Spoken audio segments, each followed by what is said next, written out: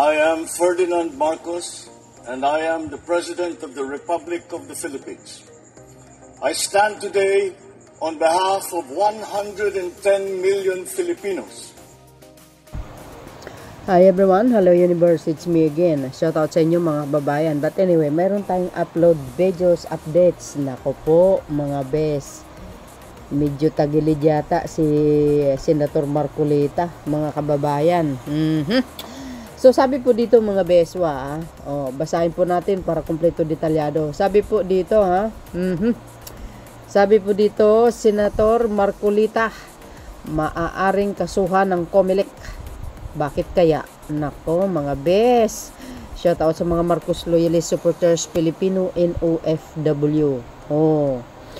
Nagbabala si Commission on Election, which is si COMELEC Chairman George Garcia, na maaaring maharap si Senator si Rodante Marcolita sa electoral offense at iba pang kaso gaya ng falsification of public documents.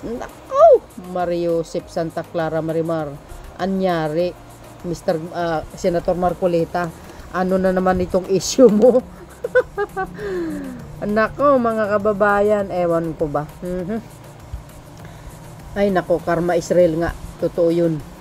Ito ay kapag napatunayang piniki-umano ang inihaing state of contribution and expenditures ng senador nitong 2025 midterm election.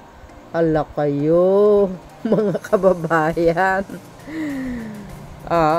Alam nyo, nakakapagtataka kasi, 'di ba? Yung SAL-N ay pinapalabas nila mga kababayan.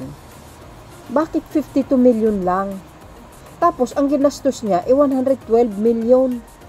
What the hell? Ano anyari? Ang gulo talaga ni Senator Marcolita eh. Di ba? Bakit kaya ganun? Baka sasabihin niya, 52 million na lang kasi naigastos ko. Di ba? Yung iba. Kaya ang natira 52 million. Pero hindi po yun eh. Hindi po. Nako, malalagay talaga sa alanganin. Kaya ito, sigurado to iimbestigahin mga bes. Alam nyo ang pagsisinungaling. Aba, malaki po ang kapalit niyan. Ang kapalit niyan. Karma po yan. Kasalanan po yan, mga kababayan. Hindi po maganda yan. Abogado ka pa naman din. Di ba? Nako, delikado dito. Alam niyo, sa mga ganitong klaseng mga importanteng bagay, iwasan nyo ang magsinungaling. Sabihin nyo kung ano ang katotohanan. Alam nyo mga besa, itong nakikita ko. Pag malinis kasi ang pagkatao mo, for sure yan, wala kang sabit sa sarili mo. Pero pag mayroon ka talaga mga ginagawa na hindi kaya-aya, or may tinatago ka na hindi mo, na ayaw mo malaman ng ibang tao, aba sigurado yan. May yan, siguradong malalaman at malalaman yan. Sabi ko nga, walang usok na hindi uusok. Tuloy. Kasunod ito ng pag-amin ni Marcolita sa isang panayam na hindi niya idiniklara sa kanyang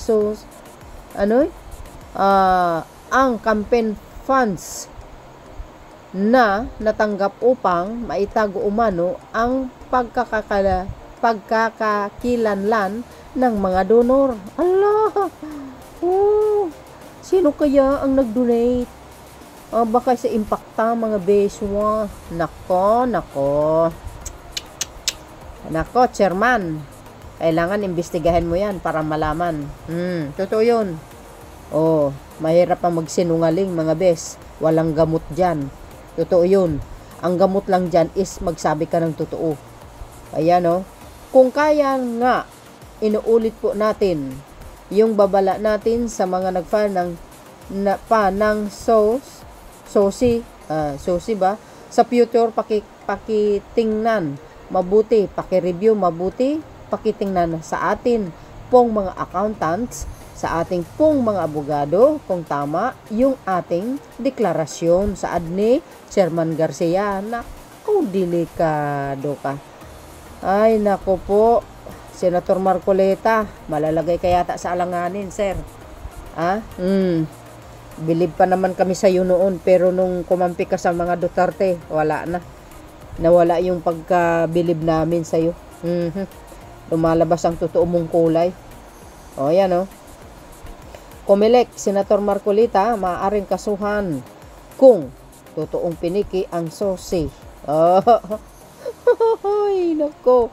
November 13, 2025, sabi ng News 5. Nako, mga kababayan, hindi lang po yan. Masasabit din si Senator Marcoleta dito sa fake witness niya kay Gutesa dahil siya po ang nagpresenta. Di ba piki ang notaryo yung perma ng isang abogado ni Attorney Espera? Another kaso yun kapag talagang ay sangkot.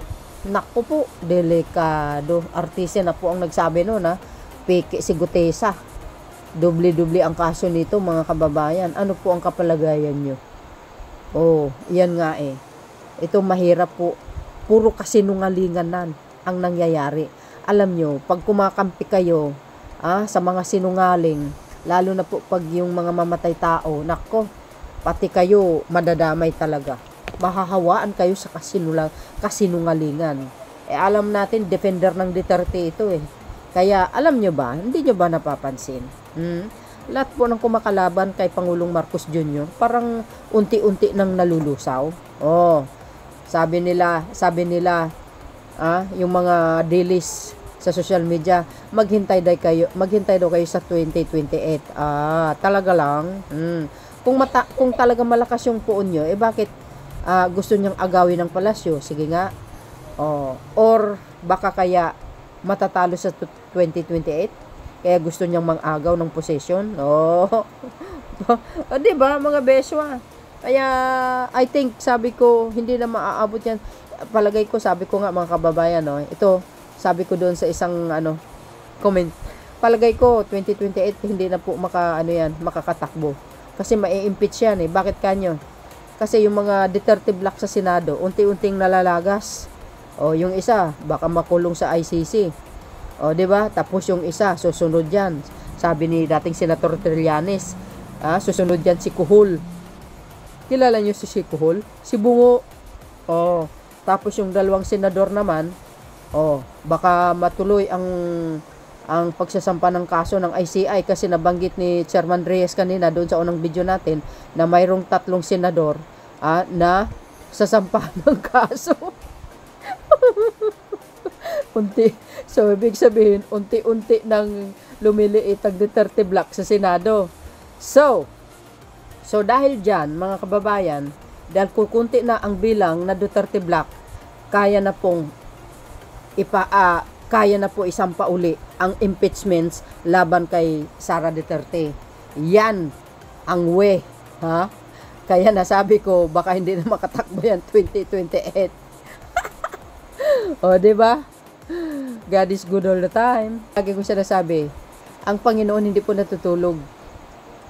Sabi ng Panginoon, huwag kang gaganti sa mga taong umalipusta sa iyo. Mananatili ka magpakumbaba. Ako ang gaganti para sa kanila. Ang Panginoon maraming paraan para gumanti. Hindi natin kayang basahin ang utak ng ating mahal na Panginoon. Dahil kaya niyang lipulin yung mga taong masasama, mga kababayan.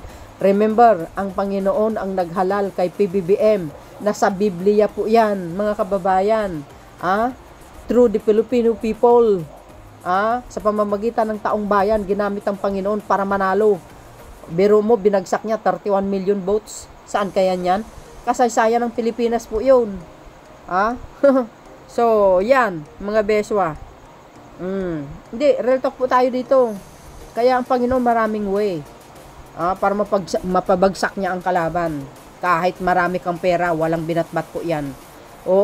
So, ito po ang pinaka-latest updates natin sa inyo, mga bes. Ano po kapalagayan nyo?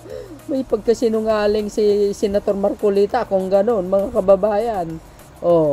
Piniki niya po yung sinubmit niya doon sa Comelec. Ibig sabihin, hindi pala totoo yun, mga bes. Oh, kaya magtataka ka, bakit 52 million ang diniklara niyang salin. Itong nakaraan, may upload tayo dyan, di ba? Tapos, yung nagastos niya is 112. Oh my goodness. Saan galing yun? Ha? Nako, mahirap magsinungaling, guys. Walang gamot dyan. Ang tanging gamot lang dyan is magsalita ka ng katotohanan. Sabi dito ng mga nagko-comment. Sometimes we bend the law to please everyone. Am I right, sir? Nako, binali mo po ang batas, sir. Ha? Parang ang dating ikaw ang batas, gumagawa ka ng sa sarili mong batas. Di nyo yan kaya si Senator Marcolita. Utot mo. Sabi nga ni dating Associate Chief Justice Carpio, siya lang daw ang tanging bukod na abogado na pinakamabang klase. Nakaw! Diba? Insulto yun. Hindi kaya, excuse me. Kasuhan na yan. Kasuhan niya lahat ng pro Duterte. Di naman yata lahat na sila talaga ang tinatarget. Dami nyo pang dahilan. Akala nyo sa mga tao, bobo. Sa panahon ngayon, ang tamang ginagawa mali. Ang mali ginagawang tama. Sa panahon ni Duterte po yun. Ang nangyayari kasi, panahon ni Digong, hindi sila sumusunod sa batas. Sila ang batas, kontrolado nila. Ngayon, sa social media naman, sa mga DDS, kung ano yung tamang ginagawa ng Pangulo, ginagawa nilang mali. Di ba? Gumagawa sila ng paraan para malihis yung tamang ginagawa ng Pangulo. Yun eh. Pwede din ba magpa-disqualify ng chairman? Di marunong ang trabaho. Bakit kaya andyan pa siya? Ang gulo niya, no? Lahat ng lumalaban, kinasuhan na. Pero yung mga kinanta, wala pa din nakakasuhan. Ito, bobo rin to no? Walang alam to no? Hindi kasi nanonood Hindi alam ito na, alam nyo mga kababayan, karamihan sa mga DDS, hindi po nila naintindihan kung ano po yung due process. Kasi nasasanay sila kay Duterte. Yung style EJK, tumba ka agad. Pero ano ang consequence? Ang kapalit, yung po nila nasaan? Sa kulungan. Ngayon, may susunod pa. Di ba? Ganyan ang utak ng mga DDS. Style tukhang sila Style EJK, tumba ka agad. Yan ang gusto nila. Walang due process. Tingnan nyo, na nangyari sa poon nyo. Nasaan siya ngayon? Nga. Nandoon sa kulungan. Hindi ba kayo naman BO? Kasi ito, hindi talaga nanonood to. Alam nyo, hindi talaga. Karamihan sa mga DDS, hindi marunong mag-research yan. Basta bira lang ng bira. Kasi utak chihuahua mga yan, mga beswa. Oo, totoo yan. So, ito po ang aking pinaka-latest updates video. Ano po ang kapalagayan nyo? See you again namin next upload. Bye and baboos. God bless Philippines.